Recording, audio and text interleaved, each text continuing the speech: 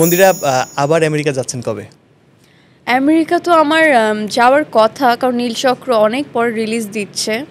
So I think শুভ ভাই চলে গিয়েছে, তো আমাকে বলছে, কিন্তু সামহাও আমি শুটিংয়ের ডেটের কারণে অল আমি যেতে পারবো কিনা এখনো অবধি জানি না। গেলে কাজের জন্যই যেতে হবে, যেহেতু নীলচক্র রিলিজ হবে, কিন্তু তারপর দর্শকরা মনে করবে মন্দিরা ওখানে আবার থাকতে চলে গিয়েছে বা ঘুরতে চলে গিয়েছে বয়ফ্রেন্ডের সাথে। অনেক নায়িকা অনেক দেশে যায়, থাইল্যান্ড যায়, মালদ্বীপসে যায়, বিভিন্ন জায়গায় যায়, সেগুলো নিয়েও যেমন কথা হয়, তার চেয়ে বেশি কথা হয় আপনার আমেরিকা থাকাটা নিয়ে। এবং আপনার সহকর্মীরাই বা আপনার সিনিয়র, ইন্ডাস্ট্রির সিনিয়র, তারাই এইটা নিয়ে আঙুল তুলে যে কিভাবে আমেরিকায় থাকে। আমেরিকার মতো একটা জায়গায় বাংলাদেশ কমিউনিটি নিয়ে যারা কাজ করছে, যারা বাংলাদেশের মানুষজন আছে, ওখানে যতগুলো প্রোগ্রাম হচ্ছে, বছরে অনেকগুলো প্রোগ্রাম হয় প্রত্যেকটা স্টেটে, তো সবাই ঘুরে ফিরে মন্দিরা চক্রবর্তীকে যাচ্ছে। তো এটা যখন তুমি শুনবে, এটা তুমি প্রাউড ফিল করবে না? এখন এতগুলো নায়িকা থাকতে যখন আমাকেই নিচ্ছে, এখন কিছু মানুষ তো জেলাস হবেই, কিছু মানুষ তো নিউজ করাবেই তাদের কাছের মানুষ দিয়ে, যে দেখো কেন কি করছে, যাচ্ছে কেন বা কি, অর সামথিং লাইক দ্যাট। কিন্তু আমার কথা হচ্ছে যে আমি যে পারপাসে যাচ্ছি, সেটা তো আমি মানে ফেসবুকে দিয়ে দিচ্ছি যে আমি এই স্টেটে এই প্রোগ্রাম করছি, এই অ্যাওয়ার্ড পাচ্ছি, আবার অন্য স্টেটে যাচ্ছি।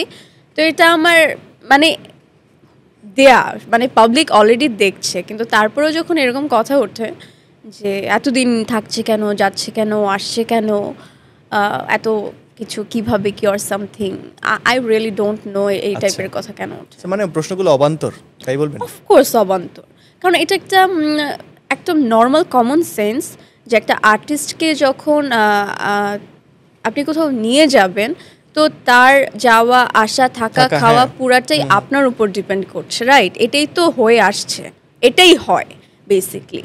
তো এখন কেউ যদি ভাবে ও গড মন্দিরা বিজনেস ক্লাসে গিয়েছে, মানে ওর কত টাকা, ব্যাপারটা আমার টাকা এটা পরের কথা। আমাকে যে নিয়ে যাচ্ছে তারা তাদের টাকা দিয়ে আমাকে নিয়ে যাচ্ছে, এটা আমি আমার টাকা খরচ করছি না। It's a normal common sense, আর এটা যাদের নেই তাদের প্রতি আমার ছোট একটা দুঃখ প্রকাশ করা ছাড়া কিছু নেই।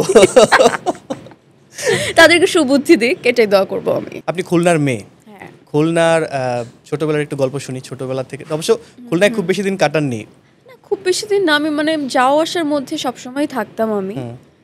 ছোটবেলা থেকে খুলনায় প্রচুর স্মৃতি আমার আসলে খুবই ভালো কেটেছে।